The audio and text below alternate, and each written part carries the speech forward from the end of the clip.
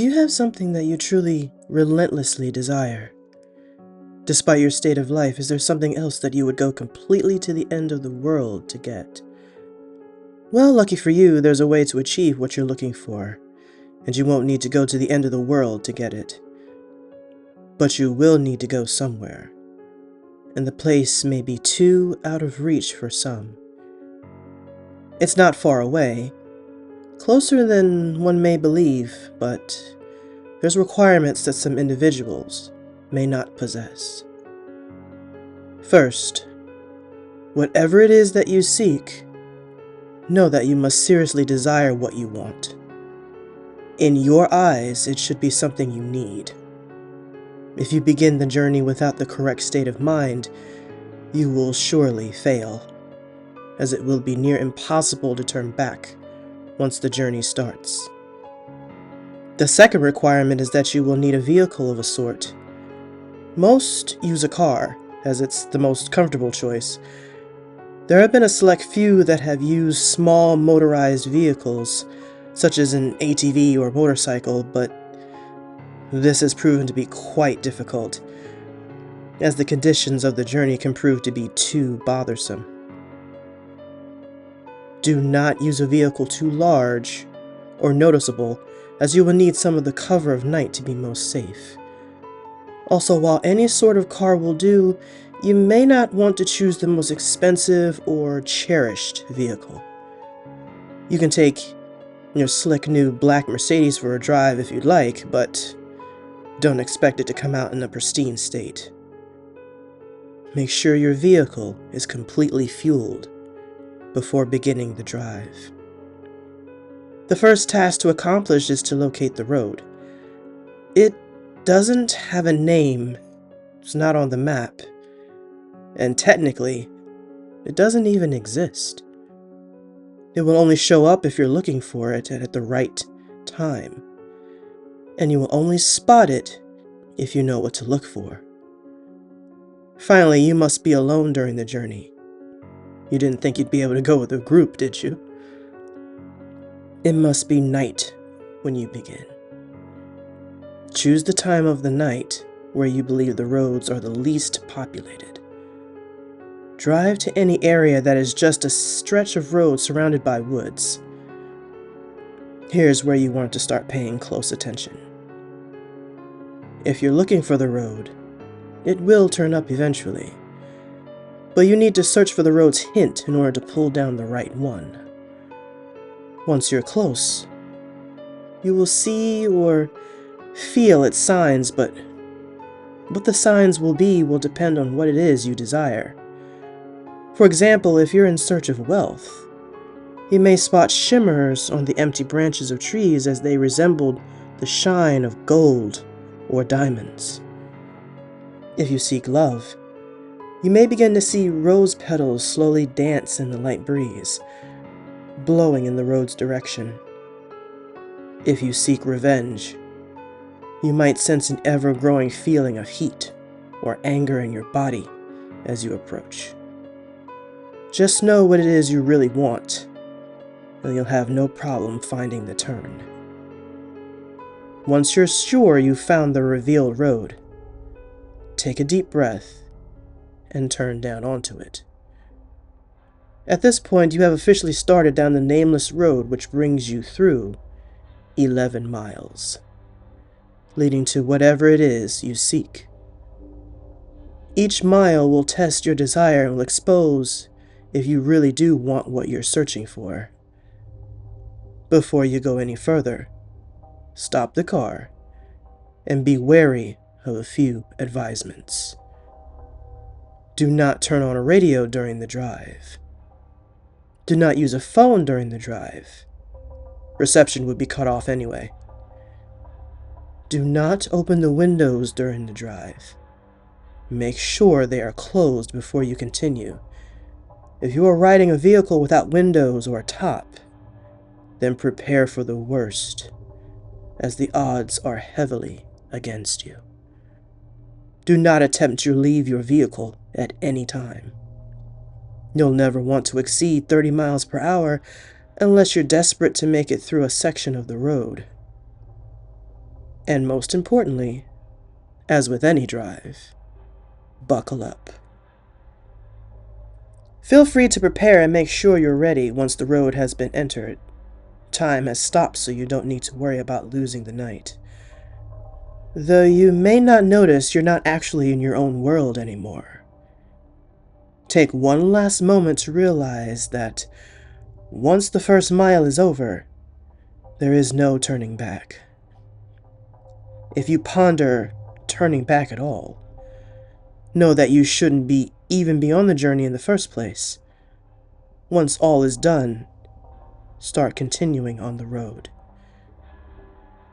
On the first mile, you won't see much change. The road passes through mostly woods, with a few miles being an exception. The air will turn a bit colder, in which you should turn your heating system, if the vehicle has one. You won't want to take your eyes off the road later.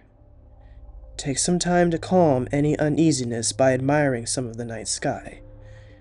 You'll see it completely lined with stars, more than what you would ever believe possible. If the weather was cloudy beforehand, you'll also notice that the sky is now clear. On the second mile, the air will become even colder. This is primarily the reason why traveling in an open vehicle is very difficult.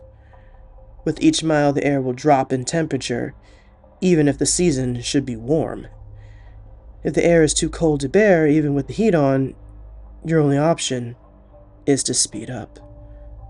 With each mile, the road also becomes more complex, taking more turns and showing an increasing amount of road hazards.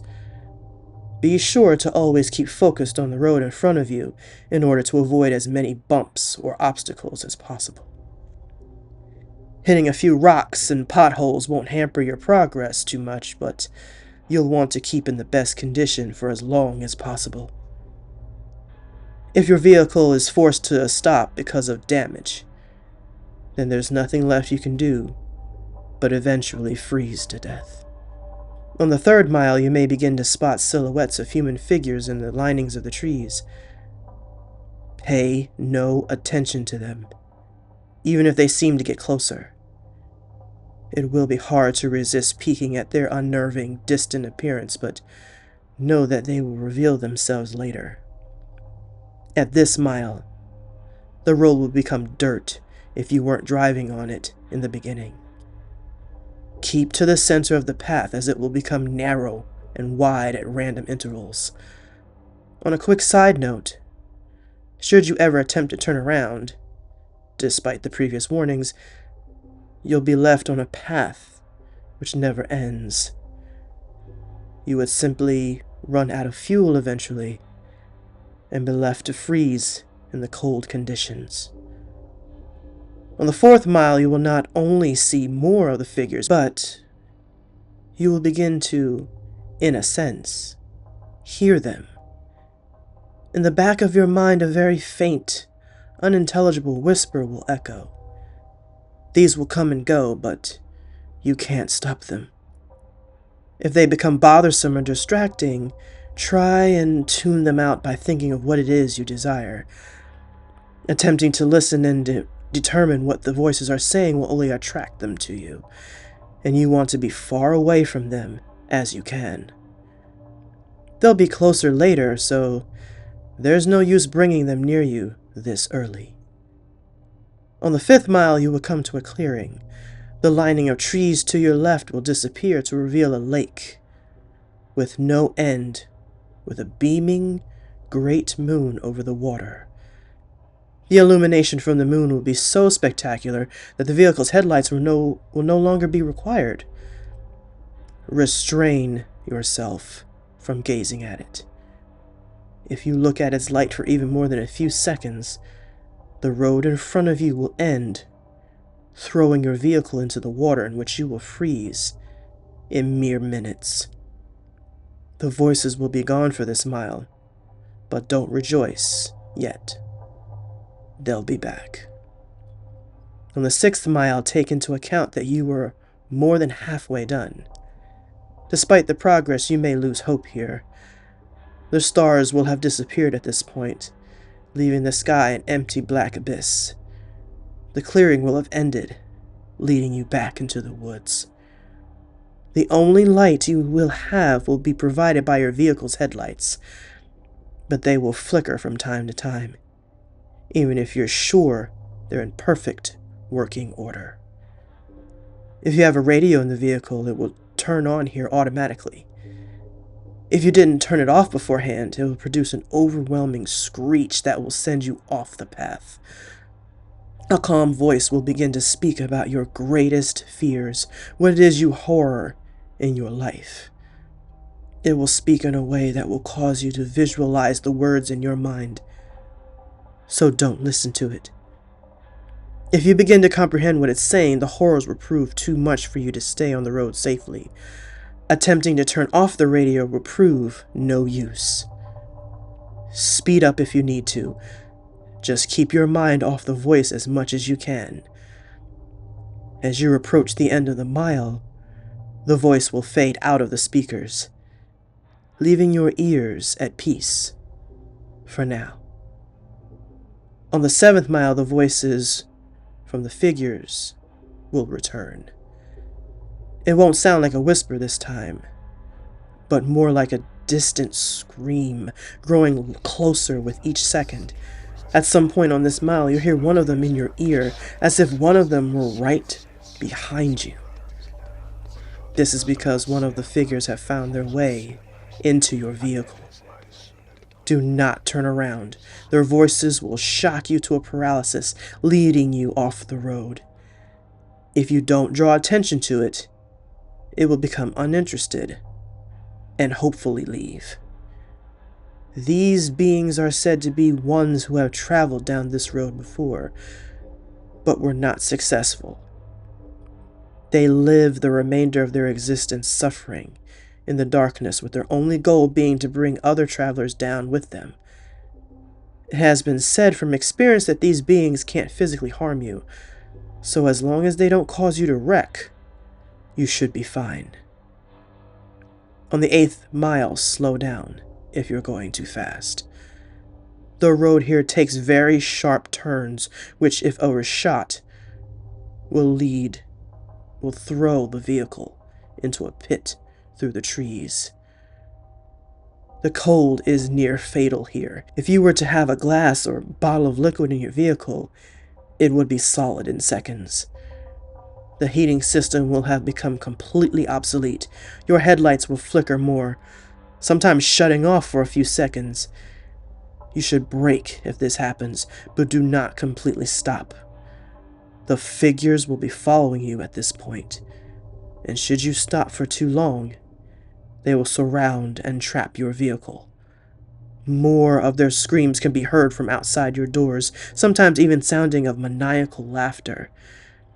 Their hands will claw at your windows, desperate to reach in and feel something living. Do not look at them. They won't block your windshield, and the last thing you want to happen is to crash and be trapped with them. If you don't make it from here, pray that it's the freezing that ends you. The 9th mile, your vehicle will stall. The headlights will shut off, as will all other systems inside. There's nothing you can do to prevent this. What you will need to do is close your eyes and immediately attempt to restart the vehicle. Keep your eyes closed, as the figures would have surely surrounded you at this point. The starting of the vehicle will frighten them, and they will back away temporarily. This will give you a chance to start moving forward again. If you begin to hear windows crack from their struggle, don't lose focus. The beings can alter the vehicle, but remember that they still do not have the strength to physically affect you. You will hear nothing but their voices rampage in your mind, as there could be anywhere between a dozen or 100 after you now. Once you start the vehicle, floor it. Floor it so long as you can stay on the path. When the mile's done, the beings will retreat. On the 10th mile, the voices of the beings will stop. If you were to look in your rearview mirror, do not actually do this. You will see them following you, but not as if they were chasing. They're watching you, as if they were seeing you off. As you go down the 10th mile, the road will be smoother as you were back on the first mile. The figures will be lining the sides of the path ahead of you. They won't be after you, but they will watch you as you pass. Some have theorized that the beings are impressed here, that you have come a long way on the journey to what you desire. This is false. They are not impressed, but they are happy. They are happy you are about to approach the next mile. They are happy because you are most likely going to your death. On the 11th and final mile, everything in your vehicle will lose power, as it did on the 9th mile. The vehicle would normally be immobile, but you will still be moving. An unknown force will be pulling you forward. In the darkness, you will see a growing red light up ahead, as if it were a light at the end of a tunnel. Close your eyes and cover them. Do whatever it takes to make sure you do not see what you are about to go through. Covering your ears would also be helpful, but keeping your eyes covered should be a highly priority.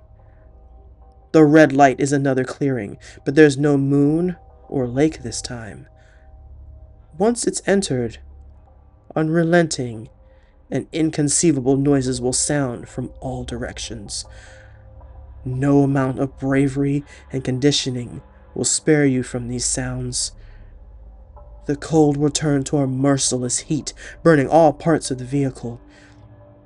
You will feel the illusion of the flesh being burned off your bones. Every part of you is being destroyed as you travel through screams and audible suffering. As long as you keep your eyes closed and resist the urge to see where you are, you will survive through the suffering. This will last a total of 31 seconds, but many fail to keep their vision closed during that time and are left to the worst fate of the road. Where is this mile located? Those who have survived do not know. Some have named it the transmission from hell, but whether it's part of hell is debatable. After the final mile, power will return. Stop the vehicle. Take a moment to possibly regain some of your sanity. Let the screaming in your ears begin to fade, and know that you have nearly completed your journey with the hardest task overcome. Breathe and begin to drive forward once again. After only a kilometer, your vehicle will arrive at a dead end. Stop here and don't attempt to move again. Nothing will happen right this second, but do not be disappointed. Relax and close your eyes. Imagine in your mind what it is you've desired the entire time. It will most likely still be the same as when you entered, but with some, this desire may actually change through making this journey. Think about what it is that you went through. Such terrifying and difficult means to acquire, and imagine possessing it in your hands. Once you have completely visualized this, slowly open your eyes. You will then find yourself at the beginning of the unnamed road where you first began. This may confuse you, but know that you are finished. Your task is done. Your mind will then turn to your reward. If what you desired was material, check in the back seat or in the trunk if the object is larger. If the object was small enough, it might already be in your pocket. If what you desired was non-material, then do not be disappointed if the change is not immediate. Turn back to where you came from, and you will find in your life that what you wanted is there. You may have found the love of your dreams. You may have gained unnatural, unimaginable power. You may have put your most hated enemy to the most satisfying revenge possible. You will have no doubt gained what you deserved. So now that the task is done, what's the catch? Is your vehicle cursed? Is there something you're about to lose? Is your death imminent? The answer to all is no, of course. You've done the challenge. You've proved worthy of what you desire. As stated before, the sounds of the 11th mile will continue to exist in your mind, potentially causing you some vivid and unusual nightmares, but these should prove as nothing compared to what you've gained. Now, one last question. Is there something else you desire? Are you not yet satisfied? After all, you're left right back where you started. The road's right in front of you. So, are you up for another drive? If so, buckle up and just move forward.